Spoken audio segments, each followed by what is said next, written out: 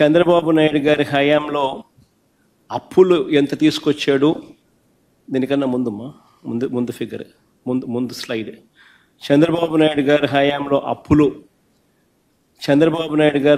అప్పులు ఈ సంవత్సరానికి సంబంధించి విత్ ఇన్ ద ఎఫ్ఆర్బిఎం బడ్జెట్లో ఆయన చేసిన అప్పులు ఎంత? సిమిలర్గా దాని ముందు సంవత్సరం అంటే చంద్రబాబు నాయుడు గారికి ముందు సంవత్సరంకి సంబంధించిన అప్పులు ఎంత అని చూస్తే, అప్పులు మా హయాంలో ఆ చివరి సంవత్సరంలో 67,720 కోట్లు చేస్తే, ఈ పెద్ద మనిషి ఈ 12 నెలల కాలంలో ఆయన చేసిన అప్పులు ఏకంగా ఈ ఫైనాన్షియల్ ఇయర్లో తాను చేసిన అప్పులు 81,597 కోట్లు. అంటే 30% అధికంగా ఈ పెద్ద మనిషి చంద్రబాబు నాయుడు గారు అప్పులు రాష్ట్ర ప్రభుత్వం మీద మేము చేసిన అప్పుల కన్నా అదనంగా బారో చేశాడు క్లియర్ కట్గా అని చెప్పి కనిపిస్తూ ఉంది. ఇదంతా నేను బడ్జెట్ బారోయింగ్స్ చెప్తా ఉన్నా, తర్వాత next slide of budget borrowings కూడా చెప్తా. ప్రస్తుతానికి ఈ బడ్జెట్ బారోయింగ్స్ గురించి నేను మాట్లాడుతూ ఉన్నా. బడ్జెట్ బారోయింగ్స్లోనే ఏకంగా 30%, 30.10% అదనంగా బారో చేసినట్టుగా కూడా కనిపిస్తూ ఉంది.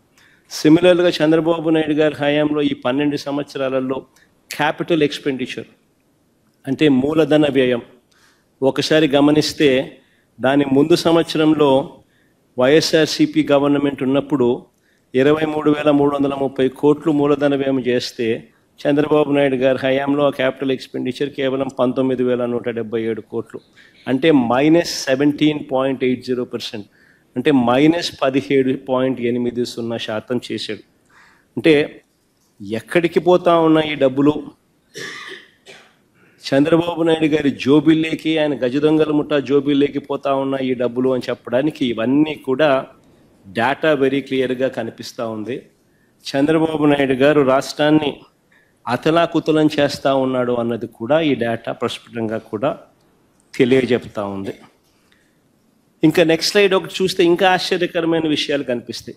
అదేమిటి అని అంటే, 2019 నుంచి 2024 దాకా, అంటే వైఎస్ఆర్సీపీ ప్రభుత్వం 5 సంవత్సరాలలో కూడా వైఎస్ఆర్సీపీ ప్రభుత్వం ఎంత అప్పులు తీసుకొచ్చింది అని చెప్పి చూస్తే, రాష్ట్ర ప్రభుత్వం వైఎస్ఆర్సీపీ హయాంలో రాష్ట్ర ప్రభుత్వానికి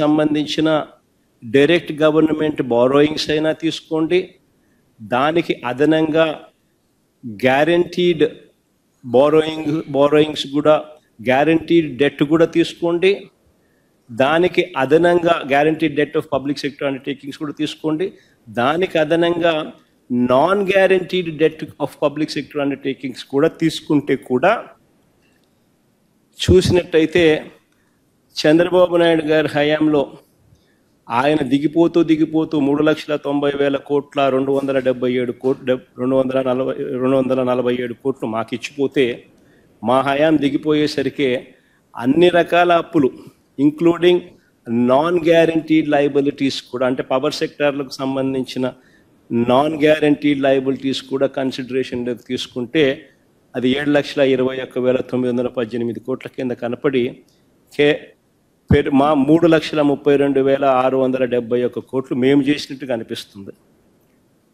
అదే చంద్రబాబు నాయుడు గారు అంటే 13.57% కంపౌండెడ్ యాన్యువల్ గ్రోత్ రేట్ మా హయాంలో కనిపిస్తుంది.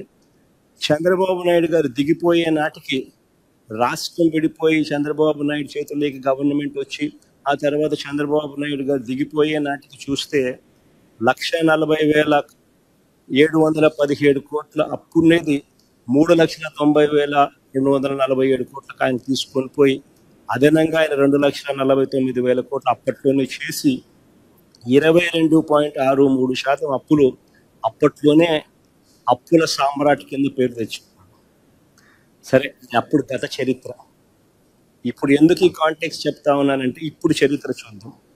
5 సంవత్సరాల కాలంలో వైఎస్ఆర్సీపీ ప్రభుత్వం మొత్తం కలిసి అప్పు 3,32,671 కోట్లు చేస్తే, ఈ 12 నెలల కాలంలోనే చంద్రబాబు నాయుడు గారు అధికారంలోకి వచ్చిన ఈ 12 నెలల కాలంలోనే కింద నా టేబుల్ చూడండి, 1,37,546 కోట్ల రూపాయలు అప్పులు చేశాడు ఈ పెద్ద మనిషి. అంటే వైఎస్ఆర్సీపీ చేసిన అప్పులో ఏకంగా సంవత్సరంలోనే 41% అప్పు ఈ ఒక్క సంవత్సరంలోనే చంద్రబాబు నాయుడు గారు చేశారు. ఒకసారి గమనించినట్టయితే borrowings during financial year 2024-25 hit 1,597 crores. SDL issuances in April 5,750. SDL issuances first week of May 7,000 crores. Off budget borrowings through APPFC 710. Off budget borrowings through AP Markfed 6,000 crores. Off budget borrowings through Civil Supplies Corporation 2,000 crores. Off budget borrowings through planned APMDC bonds 3,489 crores so far. Borrowings secured for Amaravati. It's very important. Borrowings secured for Amaravati ఏకంగా 31,000 కోట్ల రూపాయలు. మొత్తంగా కలిపి 1,37,546 కోట్ల రూపాయలు ఈ పెద్ద మనిషి కేవలం ఈ 12 నెలల కాలంలో ఆయన తీసుకొచ్చిన అప్పులు. మేము 5 సంవత్సరాలలో చేసిన అప్పులో 41%, 41% ఈ ఒక్క సంవత్సరంలో ఇప్పటికే పెద్ద మనిషి చంద్రబాబు నాయుడు చేసేసాడు.